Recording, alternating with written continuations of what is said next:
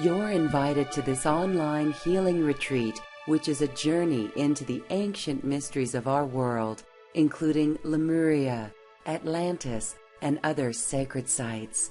Ancient site researcher Brien Foerster shares with us his images captured during the research of his many books. The locations that I frequent in Peru, especially around Cusco and around Lake Titicaca, there are definitely places there which we are amassing evidence for the fact, like not the idea, but the fact that high technology existed thousands of years ago, and that the stone monuments are the remainder and reminder of an earlier people who were not just Lemurian, they were global in nature.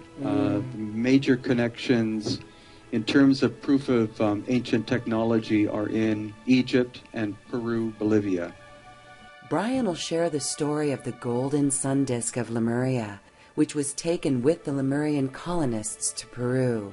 There was a temple inside the Coricancha, which was the Sun Temple, sheeted completely in gold, and that was the first building that the Spanish gutted of its gold and destroyed. They literally tore it down to the foundation. There's no sign of it left anymore. The other temples are still there, the Moon Temple, Temple of the Rainbow, Temple of Lightning, but the Sun Temple was obliterated.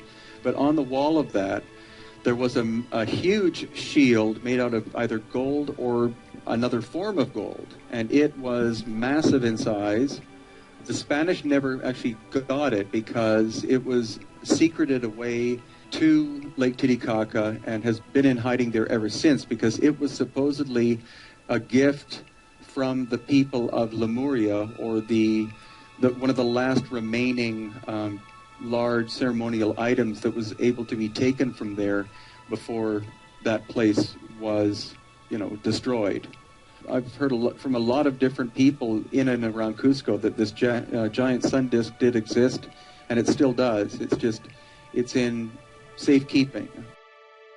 Synchronicity then led him to study a most fascinating subject of the elongated skull people, the focus of one of his upcoming books. The first place I saw the skulls was in the little museum at the Coricancha, where the giant sun disk was supposed to have once been housed. And then I drew connections between the skulls there and those at Tiwanaku and Pumapunku in Bolivia. And my wife and I just happened to be traveling back from Chile about a year ago, and we stopped in this little seaside town called Paracas, and there was a museum, and in the museum there was one of these skulls again. I immediately became fascinated with that. The museum director said he had some more at home, and so I suggested that he bring them and put them in the museum, which he has done. And now I'm the assistant director of that museum, and we have 33 elongated skulls. I'm studying the ancient Paracas culture as well as medically through medical people, the skulls themselves, to see in what ways they're similar and in what ways they're different from both human beings of the same time period and present-day humans. And it's getting incredibly intriguing. What I'm looking at now is connecting the megalithic sites of Peru and Bolivia with the elongated skull people.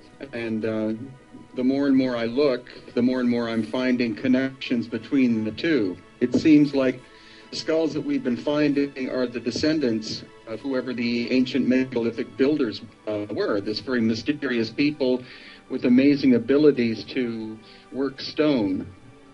Register today and join us on this visual journey to the world's ancient sacred sites with Brien Foerster.